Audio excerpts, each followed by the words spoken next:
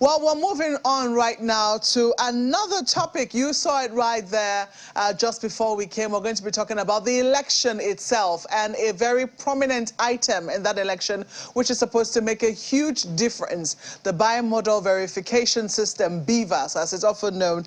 And we're going to be talking this morning with Cynthia Mbamalu, who is the director of programs at YAGA. Thank you so much for coming on the program this morning. Thank you and good morning. Good to see you. Good morning and good to see you too. I'm just wondering, we're counting down to the polls now. It's 8 days to go, even though the focus is still largely on cashless or no cashless. Well, you know, I don't know, sometimes does it make you a bit nervous about, you know, the certainty of that date? Oh, of course, I'm really nervous, but I'm hopeful that we'll have elections on 25th of February.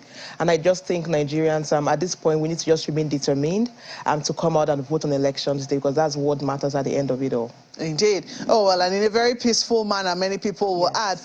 For a number of people, I mean, we've seen the use of the BVAS we saw it in Anambra, we saw it in Osun, we saw it in Ekiti. And I think it's only in Osun that it seems to have created some controversy. I'm wondering, you know, from where you stand, and I imagine also that YAGA has been monitoring perhaps how INEC has been deploying the use of the BVAS. Do you exercise any fears, or are you certain that the BVAS could make a difference in terms of delivering very credible polls this 2023? Oh yes, I'm certain, and I actually do believe that the BVAS is an important innovation in our electoral process, because we're going to have an elections that would be determined by the voters who actually came out to vote. And this is because of the BVAS, because what the BVAS would do is to limit multiple voting or multiple voters. But beyond just that, it's also going to ensure some level of transparency, because for the first time, the BVAS would be used to upload results on the INEC result portal at a national elections, because they've only been tried, we've only used the BVAS in off-circle elections. So so I'm really certain that the BVAS, if deployed across board and utilized all through the day of voting and functions properly, that it would be a game changer in this election. And beyond that, it would inspire confidence to the voters. A lot of Nigerians have always asked if their votes count. With the BVAS, there's that guarantee that yes, your vote will count, and only those who vote determine the outcome of the elections. Well, I know that you also monitored the mock polls. Yes. What were your findings from that? What did you notice? We've spoken to a number of other groups who, you know, noticed a few other things. In some places, they said, oh, look, in places where it didn't work on time, there was a bit of tension. They fear that there could be a bit of tension. There were issues of low battery. You know, some of these issues that happened. Well, first, I want you to tell us what you noticed. I mean, if you can confirm that, and whether those issues were addressed immediately. Yeah, so the mock accreditation held in 436 polling units across the country, and our observation did indicate that the BVAS functioned across the country. They were in those polling units where they were deployed. We observed in only half of those polling units, so we can only speak for the 218 polling units where we were. But part of our major observation was, first, it did function, at least in 98% of our polling. That is a huge percentage. It functioned, and it accredited voters who turned up to to test the system. The other thing we did notice that they had instances where the BVAS had issues, it malfunctioned. But what our observation indicated that where it had issues, within 1 to 5 minutes, these issues were resolved. So it showed that yes, there were locations where it had issues, but the INEC tech support team were available to resolve, or rather fix, the issues with the BVAS. And I think one of perhaps the major thing we had highlighted, and we called INEC's attention to that, was there were instances where voters who registered as far back as 2011 had issues with their biometric accreditation. And the official INEC had explained that it would address those issues, because the idea for the mock is to find out what the challenges are and address that before the election. So we did find out that yes, the BVAS was working, there were some challenges, but where they malfunctioned, they were fixed.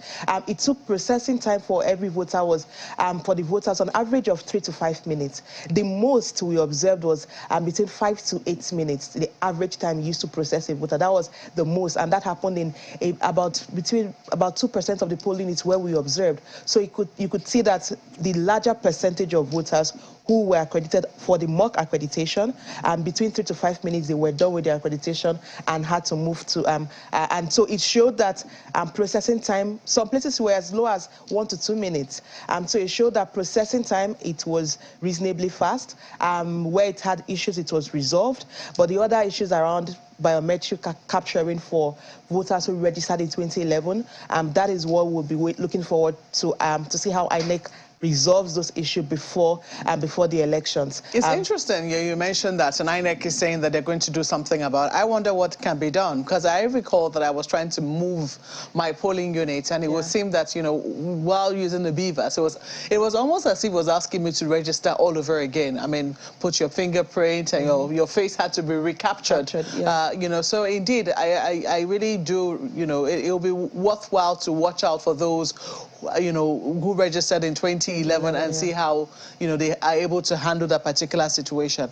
But I'm wondering if you are satisfied with the time that it took to process each voter. If we're looking at between 3 to 5 minutes, and INEC is saying that the maximum number of people at any polling unit will be 750. For some polling units. For some, yes, for, you know, some polling units. But that is the limit that they will take for any polling unit.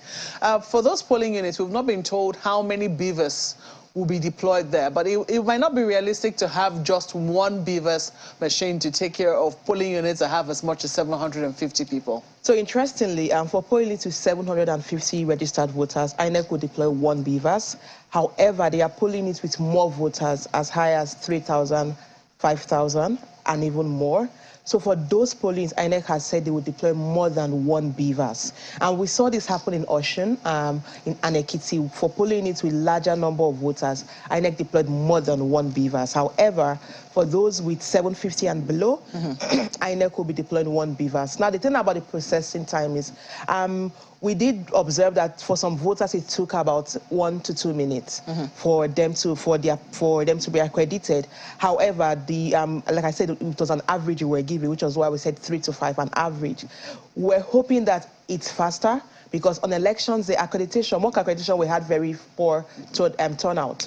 On election, they will have a larger number of voters attending, or rather at the polling units. So we are hoping that INEC also, part of our recommendation is improve processing time. Most of these things are software issues that require some level of upgrade and what have you. I'm not a tech person, so I wouldn't delve into that. But I do believe that INEC has a tech team that ought to resolve these issues before the elections. We're hoping to see processing time of between at least 1 to 3 minutes per voter, because if we have one BVAS in a polling with 750 registered voters, and let's say 600 turn out to vote, that is in a very good scenario. It means you would need a longer time for voting. Yes, I'm looking, voters. I'm looking conservatively at even, okay, well, I use the maximum number of people expected at the polling unit, for instance, 750, using that, 3 minutes on the average to accredit everybody, for instance. 3 minutes will give you almost 2,450 minutes in total, and you'll be looking at about 37.5 hours. And you only have 24 hours in a day. So there'll be questions as to, maybe INEC is thinking that maybe not everybody will turn out in those polling units. Well, yeah, because at the end is the final data on PVCs collected that would inform or determine how many people would vote.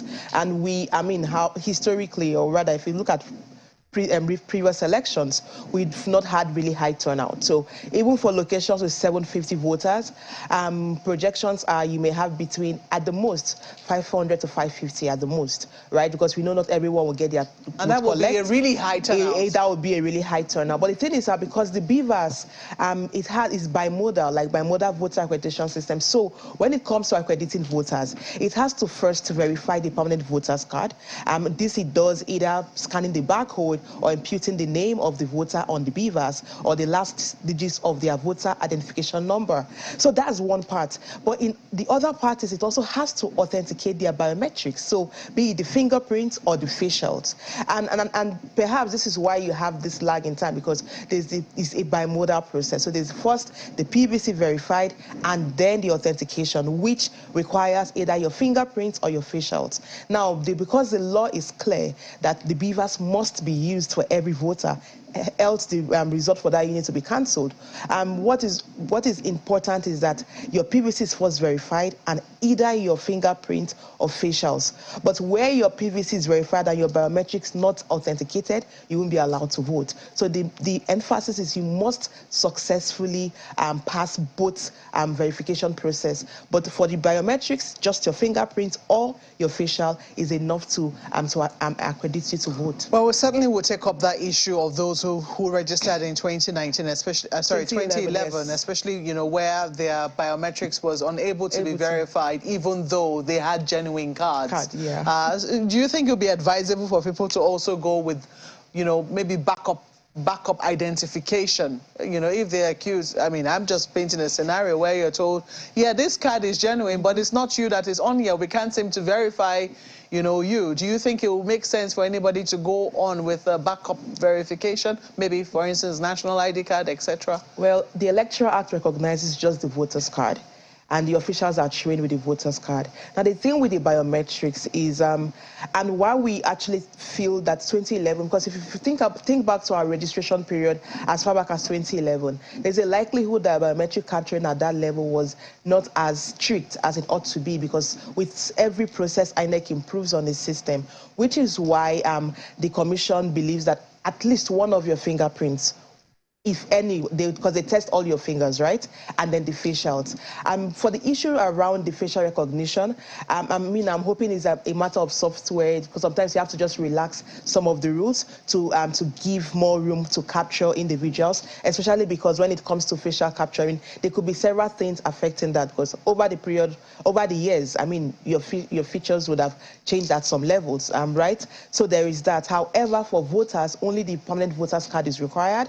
Sadly, once the PVC is not verified, you won't be allowed. But there's also the opportunities for INEC to take complaints on elections day, because there will be INEC monitors moving around, there will be supervisors moving around to also take those complaints. However, at this point, honestly, it's for INEC to respond to these challenges we've seen in the process, because it would really be unjust for a validly registered voter who has a PVC to be denied to vote just because their biometrics were not properly captured for no fault of theirs, but on the part of INEC's technical issues. But I sincerely hope that those issues will be few and far between, and that they will be addressed. Yeah. But I am wondering, how prevalent was the issue of low battery? We know that the BVAS is an electronic device, yes. And has to be powered up somehow. Did you notice anything during the mock accreditation? For the mock accreditation, that wasn't a major issue.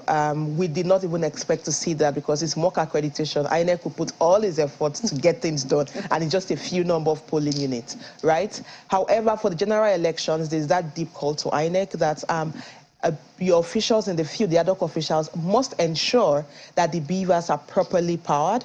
In fact, the presiding officer is expected to, on the eve of elections, turn on the BVAS, ensure that everything is properly in place, that it's properly charged, that the register of voters on the BVAS is the same with the register of voters on the hard copy register of voters. So there's a lot of checks required from the ad hoc officials on the eve of elections. The idea is you check everything just so that it is powered, because all you need for accreditation is a fully powered BVAS. It doesn't need internet connection, just to ensure the battery is fully charged. Do we know how long a BVAS machine should last if it's fully charged?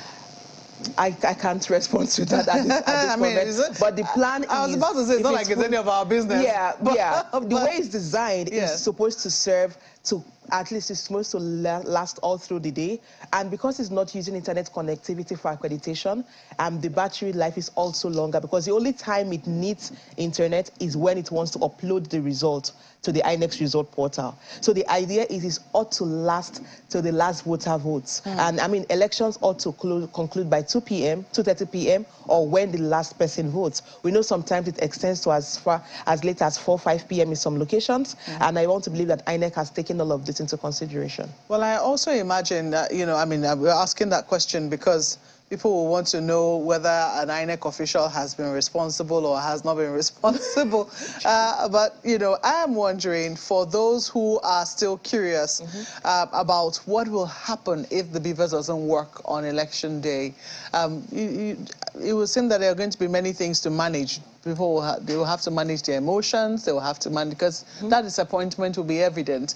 But what is INEC asking its officials to do in the event that the beavers doesn't function on election day? Yeah, so the INEC guideline has several scenarios that could play out on elections day, and the officials are trained based on those scenarios. The first is the likelihood that the beavers functions, and way into the election, some hours after, it starts to develop some faults. When there is sustained fault with the beavers, so it's not authenticating voters, the commission requires that the officials send a report to their supervisor and to the RATEC to come and attend to the beavers. So when it malfunctions, they send a request for the beavers to be fixed. Now, once that request is sent, voting and accreditation will be suspended until the beavers is fixed. Now, there are times where it malfunctions and it needs a replacement. INEC has also said they would be substitute beavers at ward levels, and once it's a replacement that is required, the beavers will be replaced. Now, there are several things that could play out in all of these scenarios. One, when it malfunctions and it's fixed, election is suspended till it is fixed. So once it is fixed, accreditation continues normally, right?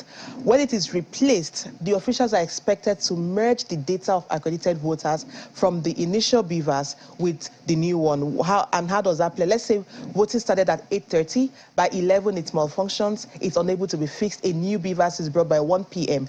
People were already accredited by the first beavers as at 11 a.m. when it was 40. The data of accredited voters in that beavers will be merged with that in the new beavers that would be used to accredit voters. That way, it minimizes issues of discrepancies when it comes to accredited voters. Because remember that when the total vote cast is more than accredited voters, it means there's overvoting, and the result for the polling needs to be cancelled. So INEC has to ensure that this is properly merged. Now, there's an instance where beavers is not replaced by 2:30 p.m. Now, what the law provides, and even the guideline provides, is for where beavers is not replaced by 2:30 p.m., elections will be postponed to this next day, so the following day. Voting will continue in those polling the following day. However, if INEC believes that the results for that polling will not substantially affect the outcome of the elections, the voting will not continue. But what is required for now, based on the law, is if it's malfunctioned, it is not replaced by 2:30 p.m., then voting has to happen the following day. And I think for this, what is required for citizens, honestly, for every voter, once you get to the polling, you have to ensure that there is a beavers present. And when it malfunctions, you need to make a demand for the officials to immediately send a request for it to be fixed or for it to be replaced, because whether we like it or not, the beavers must be used on elections. There are instances where we would have more than one beavers at polling units, right? Now, the INEC has also provided that for those locations where you have two beavers, voters are located to different. So what we are hoping to see, based on what INEC has told us, is there would be a split of the voters in the two beavers. Remember that each beavers is configured to a polling unit with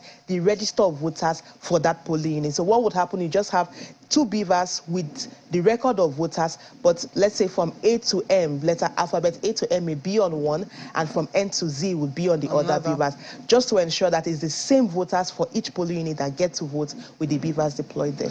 Well, a real breakdown there, Cynthia. We certainly will be keeping up with you as we count down towards the 2023 polls. Thank you so much for coming on the 2023 verdict this beautiful Friday morning. Thank you so much for having me.